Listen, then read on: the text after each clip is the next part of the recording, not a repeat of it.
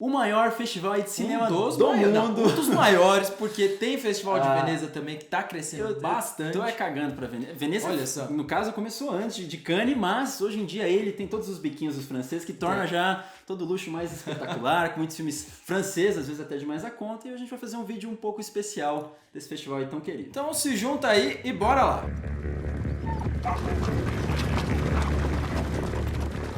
E o vídeo de hoje tá tão especial quanto o Festival de Cannes desse ano, porque nós temos nada mais, nada menos do que 3 filmes brasileiros em diferentes categorias. Começando aí pelo filme da Alice Furtado, que é o primeiro filme dela aí, entrando na quinzena de realizadores, que é o Sem Seu Sangue. Imagina se o primeiro filme tá lá, já no Festival de Cannes. Justamente uma mostra aí que valoriza novos nomes, novos diretores. Eu já ficaria felicíssimo. Depois, no Uncertain Regard, Um Certo Olhar, a gente tem o filme do Karim Reynolds, que é A Vida Invisível de Eurídice de Guzmão, que é baseado aí num livro que foi homônimo bastante famoso também, aí exatamente, nesses últimos tempos, e tem quem aí nada mais nada menos que a nossa queridíssima Fernanda Montenegro. Então assim, ó, pra ela aí. Tô curioso pra ver esse filme. E por último, e não menos importante aqui, nós temos nosso querido, amado Clebão, com Juliano Dornelles. Com Juliano Dornelles competindo a Palma de Ouro, cara. A principal mostra do Festival de Cannes com o filme Bacurau. É um filme que já tá sendo rodado aí faz um tempo. Tava todo mundo ansioso.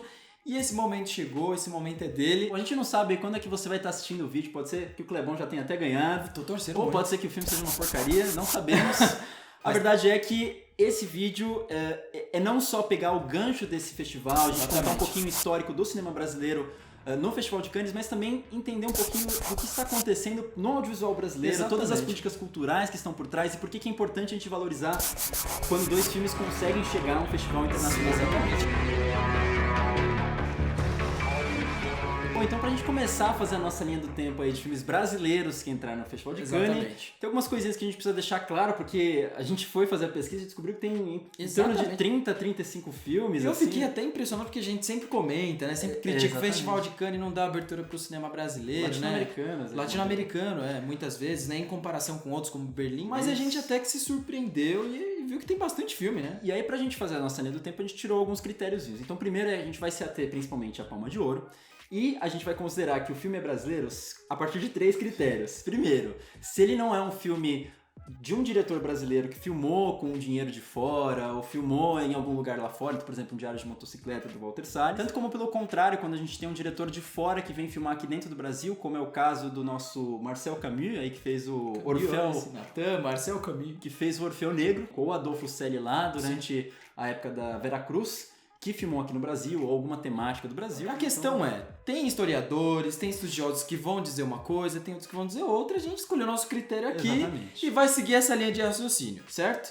Então a gente gostaria de começar aí com o filme do Lima Barreto, que é o Cangaceiro, é um filme meio que um western brasileiro, é um filme bastante regional, e ele ganhou uma categoria bastante peculiar no Festival de Cannes, que já não existe mais, que é uma categoria de melhor filme de aventura. Você imaginaria que existiu uma categoria como essa? Pô, eu sei que essa pompa aí não deu certo, que quem saiu ganhando no final das contas foi o Salário do Medo, que eu acho que é um dos grandes filmes aí pré-Truffaut, pré-Godard lá na França, antes dessa galerinha aí do Nouvelle Vague começar a meter o louco no diretor desse filme e de outros daquela época. Agora, voltando um pouquinho pro Brasil, falando um pouquinho do Cangaceiro, ele veio da Vera Cruz. Pra quem não sabe, a Vera Cruz foi um estúdio, foi uma espécie de Hollywood, né, entre aspas, brasileira, que foi criada aqui em São Bernardo do Campo, em São Paulo, que a ideia dele foi um grupo de investidores, um grupo de empresários que se juntou, e a cidade de São Paulo, nos anos 50, no final dos anos 40, entrando nos anos 50, era uma cidade que estava se firmando como um grande polo comercial, então eles queriam também firmar, aí queriam criar uma indústria cinematográfica, e eles criaram a Vera Cruz, né? Eram filmes de estúdio, inclusive algumas pessoas, o Glauber Rocha, tinha um pouco de problema com a Vera Cruz por conta dos filmes que eram produzidos, né? Eram filmes mais populares, né? Eram filmes que não tinham, às vezes, muitas críticas sociais, como eram os filmes dele mesmo. E não necessariamente também só por isso, mas pela questão dele ser meio que uma importação de uma estética hollywoodiana. Exatamente. E, enfim, não à toa também eles traziam vários diretores lá de fora, tanto é que o Adolfo Celi, que tem 2 filmes, né, antes do Cangaceiro, que aí a gente não sabia se considerava ou não, foi selecionado a Palma de Ouro aí nos anos anteriores. E uma coisa que é curiosa é que você citou o Glauber Rocha, você vê que existe essa tendência nesses primeiros anos de Cannes, né, que conta muito sobre a história do cinema brasileiro, dessa rixa entre Veracruz e esse outro tipo de cinema feito que muitas vezes comentava sobre os mesmos assuntos. Então você vai ver, por exemplo, o Cangaceiro, o Caiçara desse Adolfo Celi, que são temas mais populares que esses outros diretores aí do cinema novo iriam investir, mas com uma abordagem, com uma estética completamente diferente. E você vê que os dois tinham entrada lá fora. Você citou essa coisa do estrangeiro, é bom citar, porque assim, essas pessoas elas vieram pro Brasil porque aqui no Brasil ainda não tinha pessoas que dominavam as máquinas, o maquinário que eles trouxeram lá de fora, porque eles queriam tecnologia de ponta, eles queriam de fato importar essa estética. Então eles precisavam trazer essas pessoas para que elas pudessem ensinar como funcionava esse fluxo. Só que, infelizmente, isso não deu certo, estavam gastando mais do que estavam arrecadando e também, às vezes, eles queriam fazer algumas coisas muito megalomaníacas, coisas muito caras que, enfim, não deram resultado. Mas foi uma pena, porque eu fico imaginando se o Veracruz tivesse dado certo, né? Será que hoje nós teríamos um grande polo cinematográfico? E é engraçado que depois, onde era Veracruz ali, se transformou num centro de pesquisa, uma espécie de escola de cinema que também deu mais ou menos certo, que é o CAV, né? Hoje em dia também, não sei se é Lorena ou Londrina aí, que o pessoal tá criando um novo polo cinematográfico, que a galera das novelas da Record, enfim, cinema global também, estão utilizando, vamos ver se dá certo. Mas, fato qual é o grande filme aí representante? Anselmo Duarte, que ele fez O Pagador de Promessas, e tem uma história aí um tanto engraçada aí nos bastidores, porque o Anselmo Duarte, né, que era um diretor que fazia filmes de comédia, filmes mais pretensiosos, ele falou, eu também posso fazer um filme de arte, farei um. Ele fez O Pagador de Promessas, foi pra Cannes e foi a nossa única palma de ouro. Que ganhou de filmes como Cleo, de 5 a 7, de Agnès Varda, O Anjo Exterminador, de Luiz Buñuel e O Eclipse, de Michelangelo. E, inclusive, até os próprios brasileiros, aí, críticos e diretores também já criticaram esse filme, porque falavam que era um filme datado.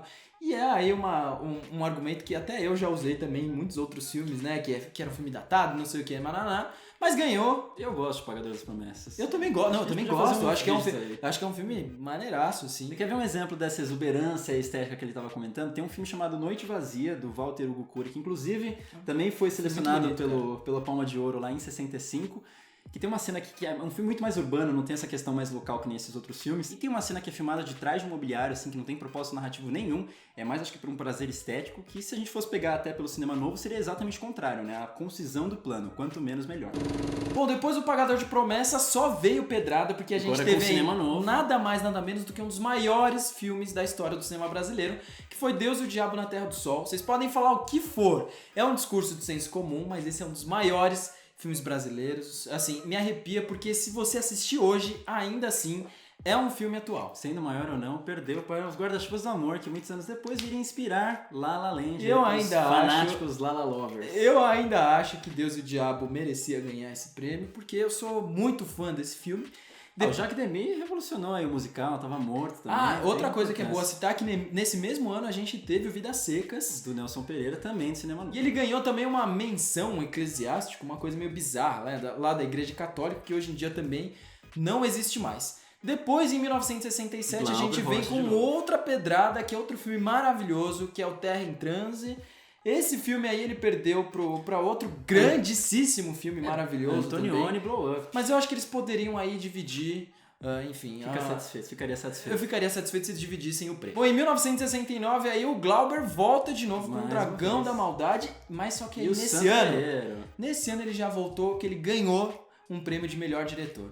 Mas não ganhou a palma de ouro. Mas porra, ganhar o prêmio de melhor diretor também é um grandíssimo prêmio. No caso, ele perdeu aí pro If, que é aquele filme que tem o Malcolm McDowell, do Laranja Mecânica, que é um dos filmes mais importantes aí da New Wave inglesa. Dragão da Maldade não é um dos melhores filmes do Glauber, mas também é um grande filme. Acho que nesse daí aí já dá pra discutir aí quem seria o melhor pra ganhar. Bom, agora eu vou dar um salto temporal de 10 anos, ou pra 1979. Exatamente. Tiveram alguns outros 3 ou 4 filmes ali no meio, do Walter Hugo Cury, que a gente citou, o Nelson Pereira, o Arnaldo Jabor. Exatamente. Chegaremos no Arnaldo Jabor também. Mas agora eu vou falar um pouquinho do Kaká Diegues, que ele foi um dos grandíssimos diretores também brasileiros, ainda vivo. Inclusive ele fez um filme recentemente que foi um dos indicados aí pra tentar concorrer aí o filme estrangeiro do Oscar, que é um filme horrível. Grande Circo Místico. O Kaká Diegues pode ter sido um importante diretor pro cinema brasileiro, mas que esse filme é ruim e ele é vergonhoso. Mas a gente não pode deixar de considerar também que o Kaká Diegues foi um dos grandes diretores brasileiros, porque afinal de contas ele foi um dos articuladores do quê? Do cinema novo. Tanto é que em 1980 o filme Bye Bye Brasil, que não tem nada a ver com o cinema novo, né? Que na verdade acho que os filmes que ele ficou mais famoso, que deu mais bilheteria, não tem muito a ver com o cinema novo. Pegou uma onda aí no cinema novo. Inclusive a galera Glauber Rocha e conhecidos aí criticaram, né, vários desses outros diretores por se venderem essa máquina de produção aí de chanchados. Mas fato é que esse filme ele foi selecionado ao Festival de Cannes, inclusive o Kaká Diegues ele foi selecionado outras 2 ocasiões, com filmes um pouco menos relevantes. E não acabou ganhando, né? Porque tivemos outros 2 filmes, né? Que no caso foi um ano que dividiu. Um que chama O Tambor, que é de um alemão aí, Volker Schonschkamm, que eu não assisti esse filme. E o outro grande obra-prima aí do cinema, Apocalipse Now, de Francis Ford Coppola, que nem finalizado estava na época. Mas já ganhou o prêmio. Esse é um filme ano, fantástico. Vai ter vídeo desse filme aí, porque esse é um dos meus filmes favoritos. Essa Palma de Ouro foi merecidíssima. Desculpa, Kaká Diegues. Bom, a gente que tá fazendo essa linha do tempo, indo lá pra cá e explicando algumas coisinhas aí, mais perdido do que qualquer outra coisa. Uma outra tendência que é muito evidente, também fica claro nesse próximo filme que a gente vai falar do Nelson Pereira, é uma coisa que o cinema brasileiro, enfim, até recentemente tem, o cinema mundial de uma forma geral, né, tem uma coisa de adaptar clássicos da literatura brasileira. Exatamente. A gente pode ver, por exemplo, com esse filme do Cairinha Ainus, né, com a Vida Invisível de Eurípides de Gusmão, mas desde esses filmes, o Vidas Secas, quanto esse Memórias do Cárcere, que são 2 filmes do Graciliano, quanto, por exemplo, Carandiru, que também foi selecionado na Palma de Ouro, do Drauzio Varela. Então é uma tendência assim, muito forte. Bom, teoricamente, se o livro fez sucesso, então o filme vai fazer sucesso, porque tem o nome, então traz dinheiro. Então você vê que, no final das contas, apesar de ter essa política envolvida, no fundo é tudo dinheiro, né? Sim, é difícil às vezes dessas adaptações darem certo. Aqui nós falamos de casos bem-sucedidos, mas se pegar um Carandiru que você citou aí, que eu acho um filme... Mas o que importa pra galera ruim, eu acho é o bem dinheiro, ruim, né? E Carandiru deu uma boa grana, eu lembro. E agora a gente vai dar... Só uma última pausa que eu tenho que falar. Sim. Que o filme é de Memória de Cárcere, deram pra Paris, Texas, de Wim Wenders. Só perdeu para Paris, Texas, você tá desculpado. Passamos adiante. Exatamente. E agora a gente vai passar rapidamente pelo ano de 1986, que é um ano muito importante porque a Fernanda Torres ganhou nada mais nada menos que o prêmio de melhor atriz no Festival de Cannes. Imagine você, uma atriz, um ator, ganhar um prêmio desses. Eu ficaria aí felicíssimo com o filme Eu Sei Que Vou Te Amar, do hoje conhecido como jornalista Arnaldo Jabbour, né? Que é uma pessoa que eu gosto muito, mas enfim, estamos aqui citando ele como diretor aí, fez coisas interessantes. Agora a gente vai dar um salto de fato, e agora Exatamente. Não porque não temos filmes, mas porque a política brasileira influenciou mais uma vez. A gente vem da história do audiovisual brasileiro pela linha do tempo. Exatamente. O que aconteceu? Você vai falar? Fala, diga. Tivemos em 1991 um presidente aí chamado Fernando Collor, que basicamente acabou um negócio aí chamado Embrafilme, que paralisou o cinema brasileiro. Infelizmente. Tanto é que em 1993, 94, tivemos só um filme gravado aí, Carlota Joaquina. Sim, e foi uma retomada assim complicada, que fomos pouco a pouco. Praticamente foram 10 anos sem produzir praticamente nada. E aí voltamos com Walter Salles, Fernando Meirelles, essa galerinha. Exatamente. Em 2008 a gente tem Linha de Passe com a direção do Walter Salles e a Daniela Thomas, né? Eles co-dirigiram aí o filme. E tem um fato importante também, porque teve o prêmio de melhor atriz para a Sandra Curvelone, que é muito interessante porque ela nunca tinha feito um filme. Ela veio do teatro, ela estreou no cinema e já ganhou. De Catherine Deneuve e da Angelina Jolie, cara. Imagina!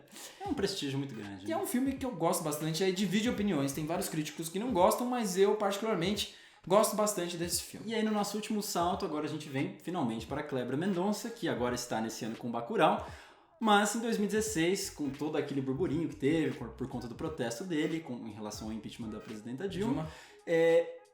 Apresentou Aquários com Sônia Braga. Filmaço, maravilhoso, que a gente adora aqui. Eu amo. E mais uma vez, nesse salto aí histórico do cinema brasileiro, a gente pode ver meio que uma consagração de uma descentralização do cinema brasileiro que sai meio que dessas capitais, então São Paulo e Rio de Janeiro, apesar de ter cineastas como Glauber Rocha, que era da Bahia, mas também filmava muitas vezes aqui no Rio de Janeiro, e vai para outros cantos do Brasil, como Pernambuco, que é o caso do Kleber, ou Contagem, como a gente fala de Minas Gerais, Paraíba, agora que também está crescendo. E outra coisa bastante interessante é que esse novo filme do Kleber, a gente não assistiu ainda, o Bacurau, mas ele também é um filme que retoma essa coisa do regional, né? Porque ele acontece lá no sertão, é uma coisa meio sertão, meio western. Na verdade, todos esses cineastas meio que desfragmentam a coisa, de uma forma geral, eles vão trazer um pouco a história da região de onde eles vêm, né? Porque se a gente vê sempre representado pessoas de São Paulo e Rio de Janeiro nas novelas, nos filmes, é legal porque a gente tem outras vozes, outras histórias. Cara, então... eu estou ansiosíssimo para esse filme.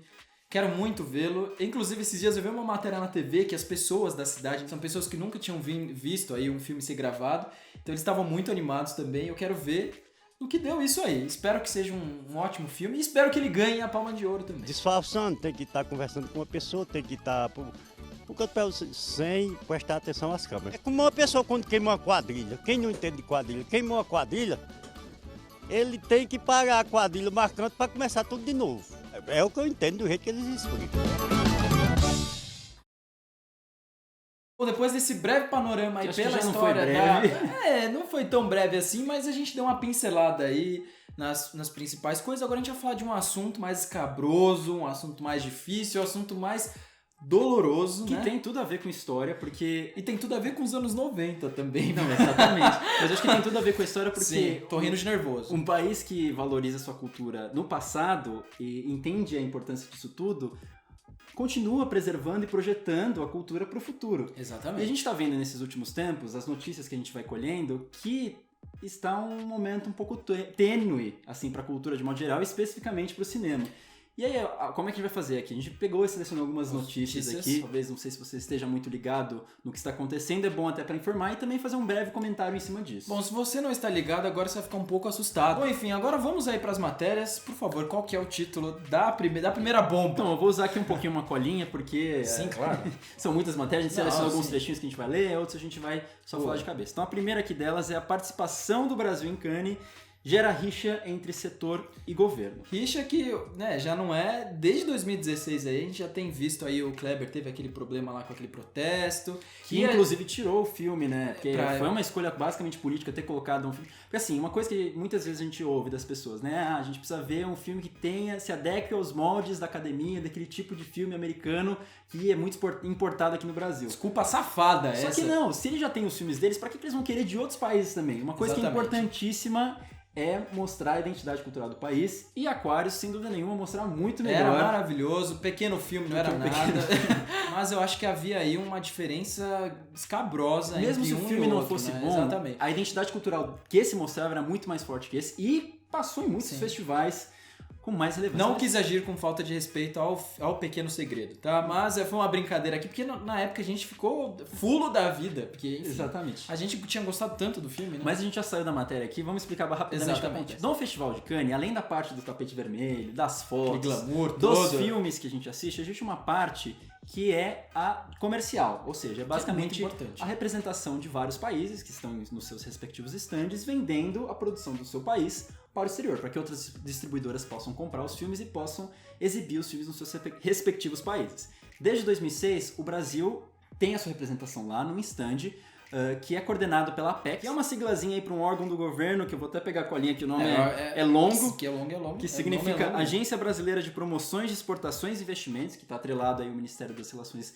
Internacionais, que não só, como vocês podem ver pelo nome, se responsabiliza pelo audiovisual, mas pela exportação de milhares de coisas ou seja, incluindo o audiovisual. Eles não têm respaldo suficiente para entender como funciona a expertise técnica. Exatamente do cinema. Tanto é que existe um convênio, uma parceria que eles fizeram com uma entidade chamada Cinema do Brasil, que é uma entidade que vem de um sindicato de profissionais do audiovisual aqui de São Paulo, que traz essa expertise, mas que nesse ano, né, o contrato entre eles tinha expirado. E eles que é de 2 em 2 anos. Precisavam renovar, exatamente. E aparentemente a Letícia Catelani, que é a diretora da Apex, não estava nem sequer querendo contatar para renovar esse contrato, enfim, continuar essa parceria. E eu preciso fazer uma interrupção aqui, porque eu estava editando o vídeo quando saiu a notícia de que o Cinema do Brasil vai representar o Brasil lá em Cannes.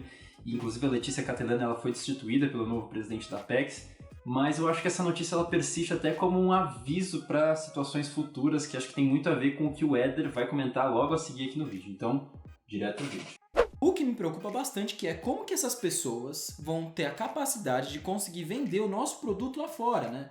Porque aí me parece que entra muito um viés ideológico, né? Será que esse viés ideológico vai contaminar e vai fazer com que filmes que talvez não entrem dentro do que eles acreditem do que é bom do Brasil para se vender lá fora, eles vão vender da maneira correta? Exatamente, porque assim, até uma coisa que inclusive o Alexandre Frota, que está sendo o nosso porta-voz na cultura, ele inclusive critica o próprio partido por estar enfiando muito esse viés ideológico em áreas que não deveriam ter isso, que deveriam ser essencialmente técnicas, como talvez é o caso, como talvez não, como com certeza é o caso disso. Com certeza é o caso. E é uma coisa que assim, se você for pegar casos no exterior, eu sempre lembro do caso da Coreia do Sul, porque o grande shift que eles perceberam é que essa cultura não só arrecadava muito dinheiro desses fãs aí alucinados pelo mundo, BTS, Blackpink, exatamente, mas também era a porta de entrada para que consumissem outras coisas. Então a maquiagem que essa galera consome, a comida que a gente sempre comenta aqui no canal dos filmes.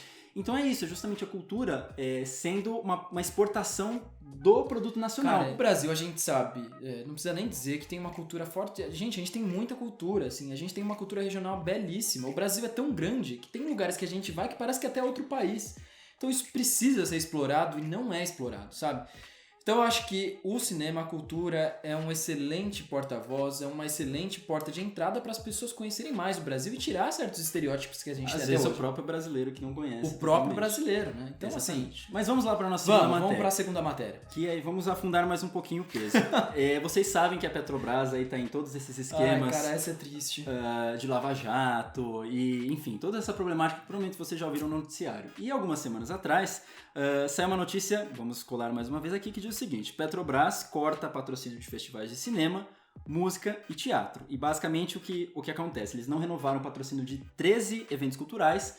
No caso do cinema, inclui a Mostra Internacional de Cinema de São Paulo, o Festival do Rio, o Festival de Brasília e o Festival Anima Mundo. Bom, a gente sabe ainda que a Mostra de São Paulo tem uma grande ajuda da iniciativa privada, mas a gente sabe que o Festival do Rio já passou por um grande problema esse ano. Ano passado, imagina o que vai ser do Festival do Rio esse ano, e menores, inclusive, sei lá, um Indie Festival. Um Indie Festival. Tudo bem que a Petrobras não tinha o patrocínio lá, mas é porque outras coisas que a gente vai comentar aqui acabam acarretando isso. E é uma coisa assim, só pra deixar bem claro o que acontece, se você for pegar os números, né, porque as pessoas às vezes só são convencidas pelos números, é que eles dizem, se você considerar apenas o dinheiro investido em cultura pela Petrobras, ela reduziu de 2011, que eram 153 milhões, para no ano passado 38 milhões. Caralho, Isso fica pior ainda, porque se a gente for transformar esse valor monetário aí em projetos culturais que foram apoiados, no auge eram 336 projetos culturais que no ano passado se tornaram 30.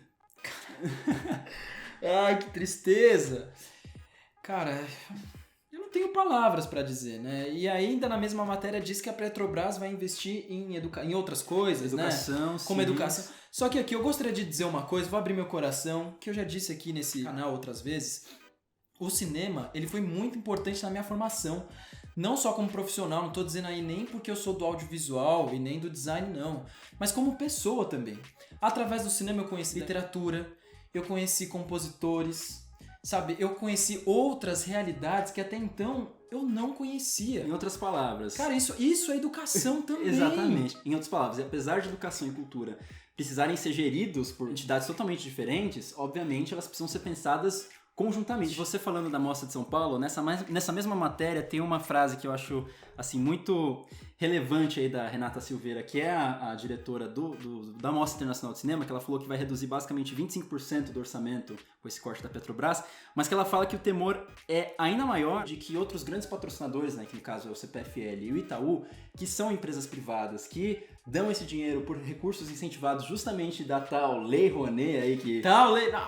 famosa, fatídica. Fatídica porque ela morreu, né? Assim, ela foi repaginada, mesmo que no final das contas muitas das coisas acabem se mantendo as mesmas, né? A gente vai explicar primeiro como é que ela funcionava antes, qual que era a ideia dela, e agora como é que ela funciona nos dias de hoje. Bom, pra você que não sabe aí o que é a Lei Rouanet, eu também não sabia, até ter uma palestra com uma jornalista da Folha chamada Ana Paula Souza, que inclusive fez, não sei se foi a tese de doutorado, mas foi a grande pesquisa dela, justamente sobre essas leis de incentivo. Ela faz um histórico geral e ela conta que essas leis de incentivo elas surgiram, na verdade, no país comunista chamado França, na década de 30, justamente como uma forma de nacionalismo. E a Lei Rouanet, ela foi criada depois desse rebuliço aí que aconteceu com o Fernando Collor, num sistema que, na verdade, funcionava num tripé. E a Lei Rouanet era apenas um dos 3 pés de políticas culturais, ou seja, o investimento de toda a arte que acontecia no Brasil e que hoje em dia foi a única que deu certo. Exatamente. A Lei Rouanet, na origem, é mais ou menos um sistema de mecenato. Então, basicamente, você pega empresas privadas que, ao invés de pagar um imposto de renda para o governo, ele abate esse imposto e financia com esse dinheiro projetos culturais, que podem, inclusive, ganhar o seu nome para divulgar e tudo mais. Então, era justamente esse mecenato, porque você catapulta o nome da empresa, mas ao mesmo tempo financia projetos culturais. Bom, depois a gente tinha o Fincart. Fincart, que é o fundo, mais uma cola aqui, Fundos de Investimentos Cultural e Artístico. Basicamente, isso serve para preservação e manutenção. Serviria, né? Serviria, né? Se ele existisse, né? Se desse certo. E se desse certo, ele também poderia ter impedido aí que o Museu Nacional tivesse acontecido o que aconteceu, infelizmente. Basicamente, ele serve para manutenção e preservação de elementos presentes na cultura. Assim, por exemplo, se você precisa preservar, exatamente, se você precisa preservar um negativo de um filme, com esse dinheiro que exatamente. Você pega. Um museu qualquer. Exatamente. Para não pegar incêndio. Então, basicamente, serviria para isso, mas também não deu certo e caiu por terra. E aí o que acontece? Essa galera que precisa de dinheiro para o Museu Nacional, para negativo, acaba recorrendo à Lei Rouanet. Ou seja, todo mundo recorre a ela e aí acaba virando essa salada mista bizarra. E temos o terceiro tripé, que não menos importante, né? Ele é importantíssimo também. Que é o Fundo Nacional da Cultura. Porque assim, essas empresas da Lei Rouanet, teoricamente, eles querem ver os nomes deles vinculados a coisas que são seguras, ou seja, tem um apelo público, comercial, Lollapalooza, ou que sejam eventos de Rock in Rio, gritantes para que tenha visibilidade. Esse fundo justamente servia para projetos de menor apelo comercial, mas talvez um prestígio artístico um pouco maior, porque justamente não ia ter um Itaú, talvez, para bancar uma coisa experimental. Também não deu certo, porque, mais uma vez, tudo que depende de um fundo que é criado pelo governo, os 2 fundos aqui não funcionaram. Ou seja, e esse também foi para onde? Para a Lei Rouanet. Nossa querida Lei Rouanet. Mas no cinema, como tem uma questão de abatimento, que as empresas, quando elas financiam um filme, elas não podem ter 100% de abatimento, é só uma porcentagem menor. Depois de algum tempo, criou-se a Lei do Audiovisual, depois o Fundo Setorial do Audiovisual, que também funciona em outros moldes. Bom, aí chegamos em abril de 2019 e finalmente temos a nova Lei Rouanet. Uma nova lei, totalmente repaginada, melhorada, será? Totalmente diferente.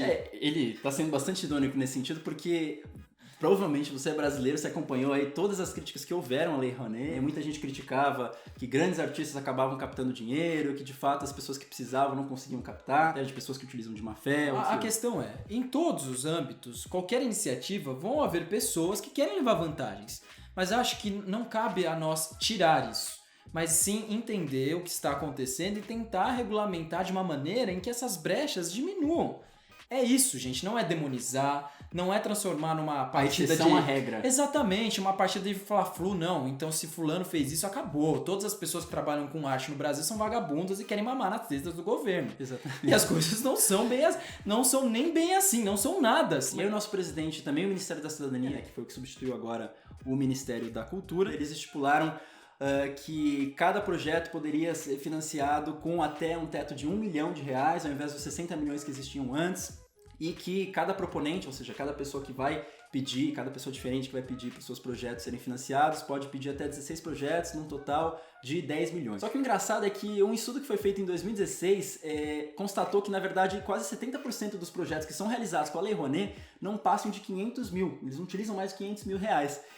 Os que de fato passam são aqueles projetos de grande porte, como por exemplo um grande espetáculo meio da Broadway, assim, o Fantasma da Ópera, que são provavelmente os mais afetados com essa nova Lei Rouanet, ou por exemplo essas coisas de grande manutenção que você tem que fazer de museus, ou criação de novos teatros, construção de novos cinemas, que de fato, se a gente fosse analisar por esse tripé original da Lei Rouanet, justamente estariam o quê? Nesses Fincarts, que não estariam contemplados pela Lei Rouanet. Bom, mas aí você vai perguntar, são justamente esses os projetos de grande porte que vão ser prejudicados pela nova lei? Na verdade, não, porque o que acontece, apesar de existir esse teto de 1 milhão para todos os projetos, eles colocam várias exceções para esses projetos que ultrapassariam esse teto. Então, no final das contas, é meio que eles só mudam a estratégia de propagandear tudo isso. Ao invés de colocar um teto de 60 milhões para todo mundo, coloca um teto de 1 milhão e cria exceções para aqueles que supostamente ultrapassariam 1 milhão. O que eu acho ótimo, assim, que continua dessa forma, que esses projetos continuam sendo financiados, principalmente no caso do cinema. A Mostra de Cinema e o Festival do Rio também, eles colocam uma exceçãozinha lá falando que eles vão analisar respectivo ao histórico da maior captação que já houve nos outros anos. Então, por exemplo, a Mostra de São Paulo, o Festival do Rio, captou 2 ou 3 milhões nos últimos anos para que ele acontecesse. Talvez é isso que vai acontecer dessa vez também. A gente só tem que ver se o que está sendo dito no papel é o que de fato vai acontecer na prática. Então é isso que a gente precisa estar sempre de olho fiscalizando. Para incentivar os produtores e empresas a realizarem seus projetos nas regiões menos atendidas hoje, também vamos oferecer estímulos para projetos realizados integralmente no Norte, Nordeste, Centro-Oeste e para a região Sul, e os estados de Minas Gerais e Espírito Santo. O estímulo será para diminuir a concentração de recursos somente entre Rio e São Paulo. Ou seja, manda esse vídeo pro seu amiguinho, aquele seu amiguinho que tem mania de falar merda sobre o que ele não entende da Lei Rouanet. Mas isso que você falou da produção do filme, da gente não demonizar, é uma coisa que tem muito a ver com essa próxima notícia de 27 de março, que o TCU, né, o Tribunal de Contas da União, ele manda a Ancine suspender verbas públicas para o audiovisual. O que significa? Basicamente, enquanto esses órgãos não tiverem as competências aí para falar, ó, essa grana tá indo pro lugar certo e a galera que tá pegando a grana tá usando ela direito, vocês não vão poder mais liberar grana. Ou seja, de novo, quem se fode somos todos nós, porque não tem dinheiro, ninguém produz e a gente...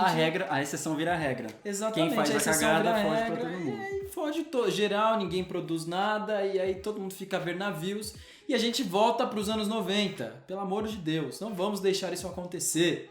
Exatamente, e é uma coisa assim, que eles têm um prazo de 60 dias para mostrar que tem competência, a matéria, como eu falei, é do dia 27 de março, até eles receberem a carta deve demorar alguns dias, então até meio de junho provavelmente a gente vai saber a continuação desses episódios. O que a gente sabe, no caso, é que as classes afetadas com isso já responderam, então tanto a Ancine falou que vai paralisar a liberação de verbas para o audiovisual, isso foi no dia 18 de abril, e também os produtores de cinema, eles paralisaram os seus filmes enquanto o TCU não resolver esse problema aí.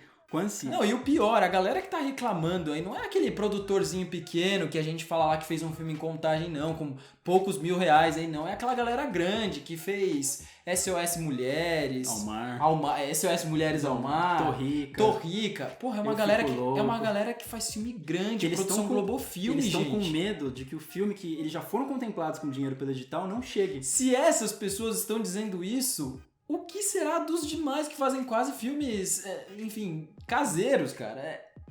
É muito, muito preocupante, a situação ela é muito séria. E assim, a gente queria terminar, antes de falar as conclusões finais, com uma frase aí que o Rodrigo Teixeira, que talvez vocês conheçam por filmes como Me Chame Pelo Seu Nome, A Bruxa, que ele foi produtor, mas também de alguns filmes brasileiros aqui, comentou, ele fala o seguinte, né, que ele fala que nesses tempos de crise é justamente quando a criatividade é aguçada, é de onde os grandes filmes saem. Olha, o que assim, por um lado, ok, a gente vai ver a New Wave iraniana, a New Wave tcheca, ou até a mesma coisa que a gente já comentou aqui na linha do tempo que a gente falou, de fato, eles saem por uma censura, conseguem criar metáforas um pouco mais elaboradas, mas por outro lado, uma visão bem romântica e cara, eu acho cretina até, porra, sabe, tipo, não é boa a situação, não vamos usar a desculpa da criatividade. Eu acho que a coisa é bem mais embaixo. Ele vai conseguir o dinheiro dele porque ele tem outros meios, entendeu? Agora, a galera que faz filmes menores, como eu citei aqui, essas sim serão bastante prejudicadas. Então, só pra gente fechar aqui tudo isso, por que a gente tá relacionando a história do cinema brasileiro no Festival de Cannes, que em última análise é, como a gente falou, a história do cinema brasileiro sendo premiado em festivais,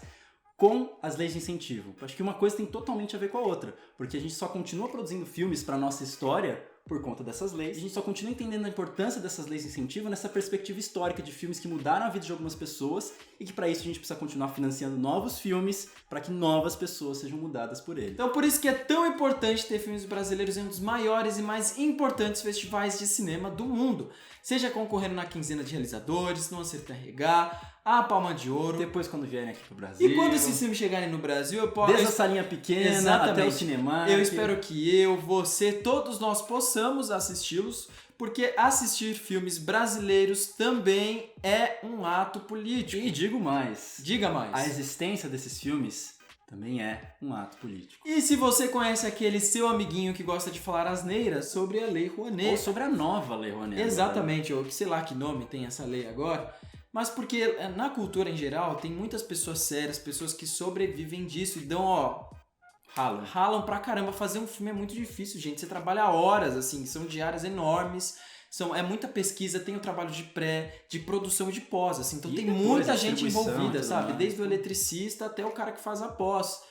Então, assim, é uma equipe grande ali que às vezes pode perder o emprego, E tá? que dá dinheiro e que roda a economia. Exatamente, que roda a economia do Brasil. Ninguém tá fazendo nada de favor, não, aqui, tá? O governo tá ajudando a gente com caridade, não. E eu deixo um pedido aí pra vocês. Comentem aí nos comentários como o cinema mudou a sua vida. Exatamente, como o cinema mudou sua vida. É isso aí. Então é isso, muito obrigado e até a próxima. O governo encara o cinema com desconfiança. Enquanto isso, o Brasil, entrando no ano 2000, está com a sua indústria cinematográfica reduzida a zero. É necessário, então, que o ministro Delfim Neto, dentro da sua nova planificação, inclua a indústria cultural e o cinema como uma prioridade de meta nacional. Não se pode fazer uma revolução econômica nem cultural sem termos uma cultura desenvolvida, e o cinema é a mais importante de todas as artes.